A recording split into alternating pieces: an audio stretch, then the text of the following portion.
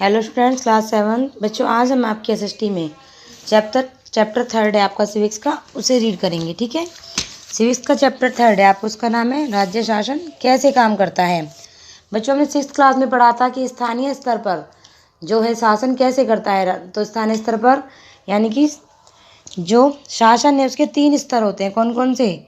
स्थानीय, राज्य और केंद्र। 6th क्लास में हम ये पढ़ चुके हैं।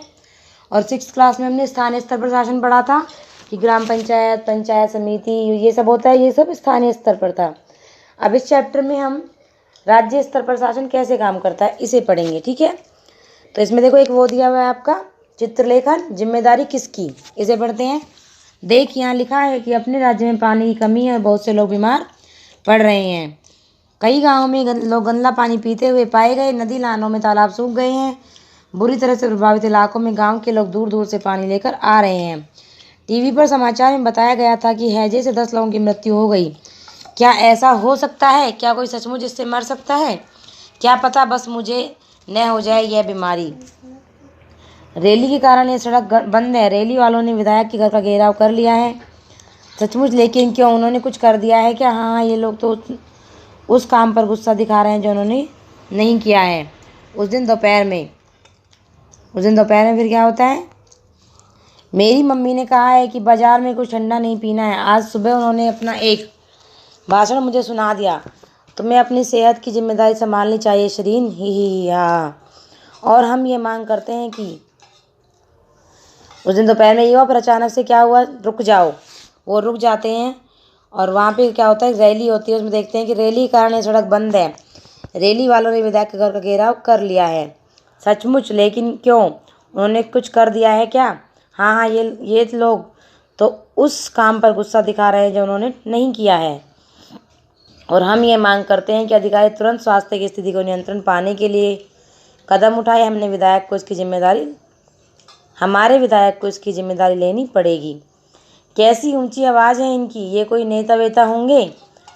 मैंने टीवी पर भी देखा है, ये विरोधी दल के हैं, यानी कि दूसरे दल के हैं।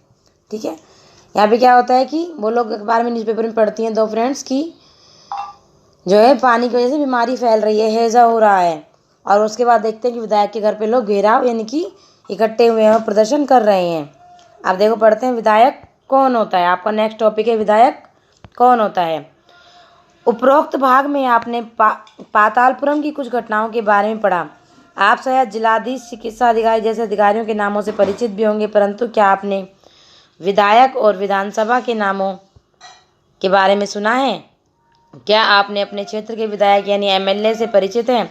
क्या आपको पता है कि वे किस पार्टी के हैं? विधानसभा के सदस्य को विधायक यानी एमएलए कहा जाता है। विधानसभा के सदस्य क्या कहलाते हैं? विधायक। क्वेश्चन बनेगा बच्चों, विधायक किसे कहते हैं?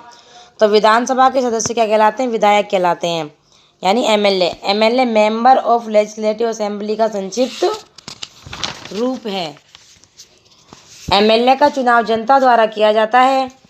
फिर वे लेजिस्लेटिव असेंबली के मेंबर यानी विधानसभा के सदस्य बन जाते हैं और सरकार बनाते हैं। इस प्रकार से हम कह सकते हैं कि विधायक जनता का प्रतिनिधित्व करते हैं। नीचे दिए गए उदाहरण से बात अधिक स्पष्ट हो जाएगी। भारत के हर राज्य में एक विधानसभा है। भारत के हर राज्य में एक विधानसभा है। हर राज्य कई निर्वाचन क्षेत्रों में बटा हुआ है। उदाहरण के लिए यहाँ दिए गए मानचित्र को देखिए। इसमें दर्शाया गया है, जो ये मानचित्र दिख रहा है आपका, इसको देखिए। इसमें दर्शाया गया है कि हिमाचल प्रदेश 68, ये जो नीचे वाला मानचित्र दिया हुआ है बच्चों, जो पूरा दिया हुआ है नहीं, जो हाफ आपको अलग से दिख रहा है, इसकी बात हो रही है।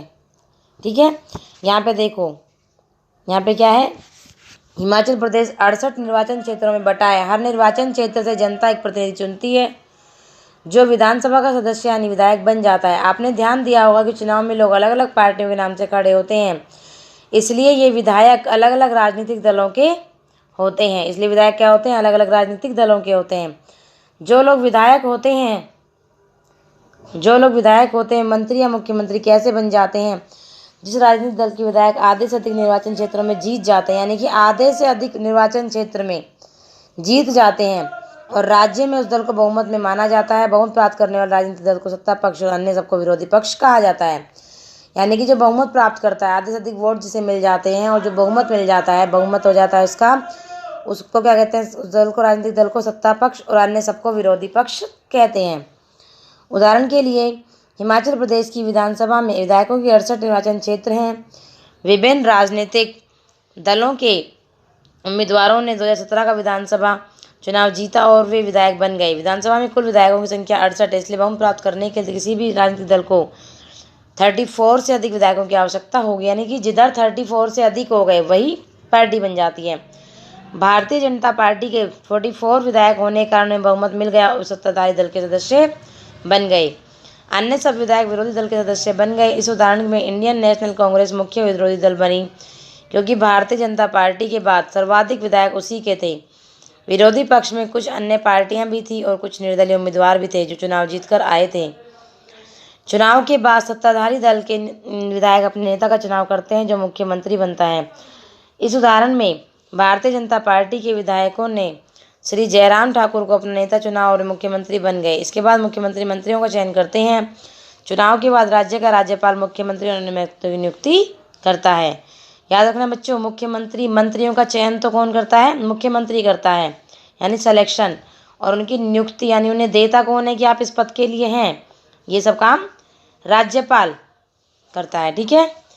मुख्यमंत्री तथा अन्य मंत्रियों का यह दायित्व है कि वे शासन के विभिन्न विभागों या मंत्रालयों को चलाएं। उनके अलग अलग कार्यालय होते हैं। वे विधानसभा ऐसा स्थान है जहाँ सभी विधायक, चाहे सत्ताधारी दल के हों अथवा विरोधी दल के, विभिन्न विषयों पर चर्चा करने के लिए एकत्रित होते हैं। इस तरह के कुछ विधायकों की दोहरी जिम्मेदारी हो जाती है, एक विधायक के रूप में और दूसरे मंत्री के रूप में। इसके बारे में हम आगे पढ़ेंगे। विधानसभा में एक बहस, यहाँ पे एक बहस दिखाई गई विधानसभा में। देखो कैसे कैसे होती है। आफरीन सुजाता और उनके विद्यालय के कई अन्य विद्यार्थियों ने विधानसभा देखने के लिए राजधानी की यात्रा की। विधानसभा एक अत्यंत भव्य प्रतिभाशाली भवन में स्थित है। बच्चे बहुत उत्सुक हैं। सुरक्षा जांच के बाद उन्हें ऊपर ले जाया गया। ऊपर एक